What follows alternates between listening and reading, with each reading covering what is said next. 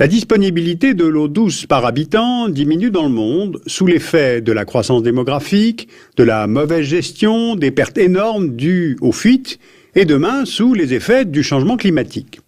Alors la technique de dessalement de l'eau de mer est aujourd'hui en pleine expansion à travers le monde. Est-ce que c'est la bonne solution? Eh bien, essayons de répondre avec des cartes et quelques paramètres simples.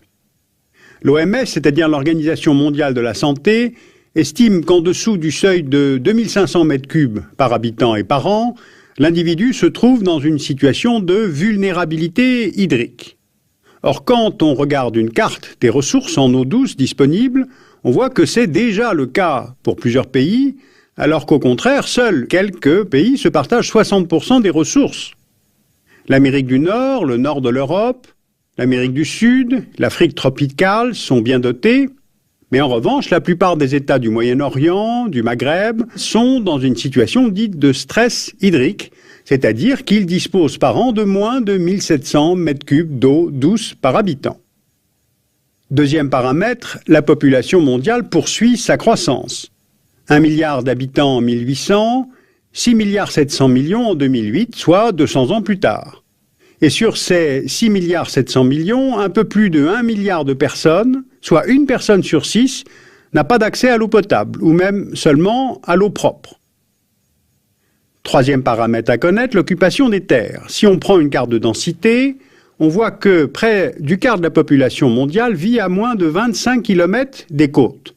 D'où cette idée de pallier les pénuries d'eau en utilisant l'eau de mer, inépuisable, en y ôtant le sel qu'elle contient.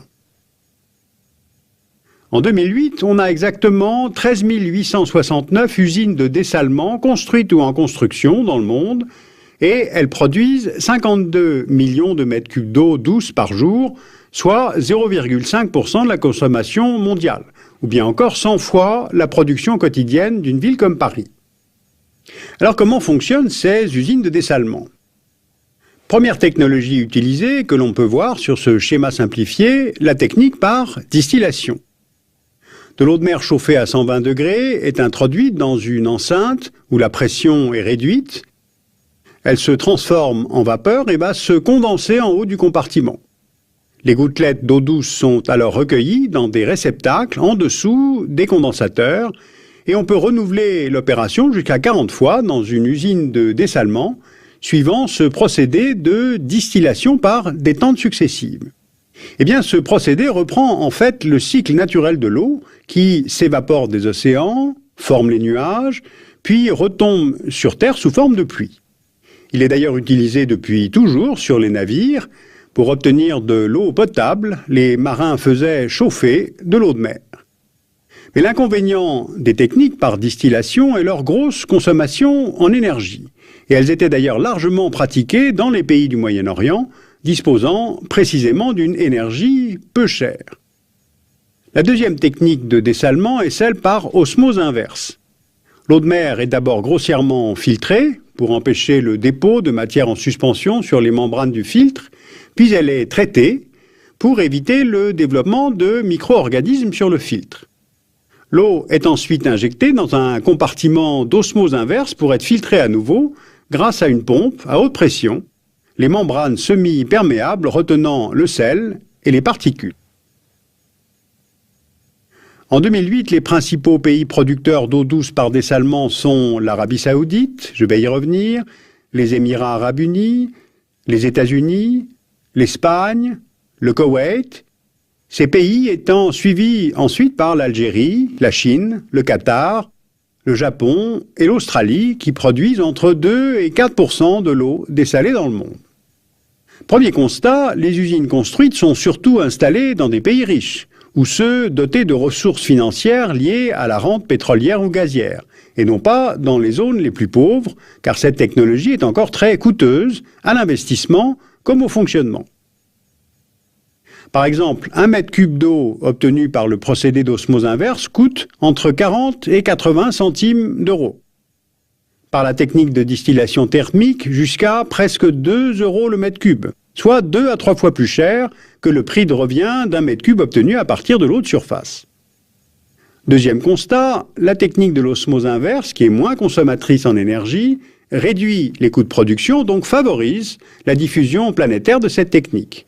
Aujourd'hui, près de 60% de l'eau est dessalée selon cette technique, et au total, en 2007, la production d'eau douce venant de la mer a doublé par rapport à l'an 2000. Et elle devrait encore être multipliée par 2 d'ici 2016 et atteindre plus de 109 millions de mètres cubes par jour, soit 50 fois ce que la région parisienne consomme quotidiennement.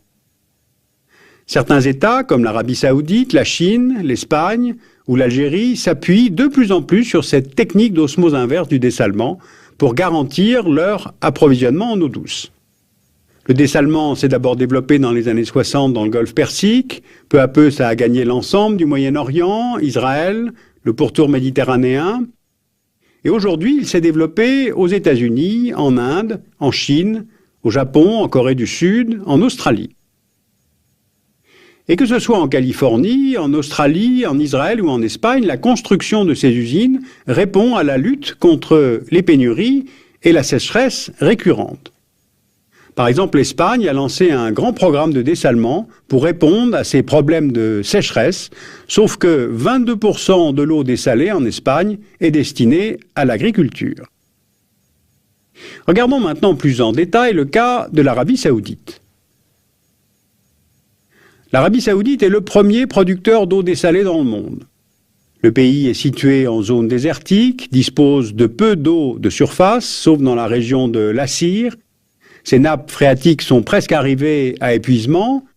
Donc le royaume a construit une trentaine d'usines de dessalement, dont on voit ici les principales dans le pays. Elles sont installées le long des côtes. Ces usines couvrent presque la moitié des besoins en eau du pays pour l'usage domestique et urbain. La capitale, Riyad, est alimentée à 50% grâce à cette eau produite par dessalement, notamment par l'usine de Jubail. Une autre usine, intégrée à la centrale thermique de Shoaiba, sur la mer Rouge, est dans sa phase finale de construction. Elle sera capable de produire 900 000 m3 par jour. Donc le dessalement est devenu une nécessité vitale pour le pays, mais cela augmente d'autant le niveau de vulnérabilité de l'Arabie saoudite, tant la dépendance au dessalement est grande pour alimenter en eau les grandes villes saoudiennes comme Médine, la Mecque, Jeddah ou Riyad.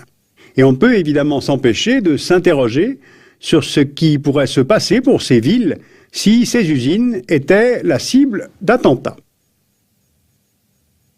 Alors pour conclure, première remarque, cette technologie reste actuellement très coûteuse et les usines construites aujourd'hui ne sont pas installées dans les zones les plus pauvres du globe.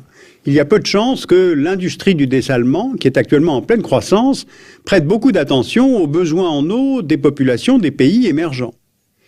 Deuxième remarque, ces usines consomment beaucoup d'énergie et donc émettent des gaz à effet de serre. Les écosystèmes marins subissent un prélèvement d'eau salée, riche en micro-organismes, qui sont en fait la base de la chaîne alimentaire. Au fond, le problème du dessalement, c'est qu'il risque de marginaliser des solutions moins coûteuses pour les populations et moins agressives pour l'environnement, en laissant de côté les efforts à faire pour une meilleure gestion des ressources en eau. C'est-à-dire pratiquer une agriculture raisonnée, notamment la micro-irrigation par goutte à goutte. C'est pratiqué en Israël, aux États-Unis, en Afrique du Sud. Recycler les eaux usées pour les réutiliser dans l'irrigation, puisque c'est l'agriculture qui est la principale consommatrice d'eau douce, avec l'utilisation de 71% des ressources d'eau douce du monde. Et puis, bien sûr, lutter contre les fuites des canalisations, qui peuvent conduire jusqu'à 30% de pertes pour une ville comme Paris, ou bien 60% de pertes pour une ville comme Le Caire. Alors le dessalement d'eau de mer ne doit pas devenir comme une solution de facilité pour pays riches.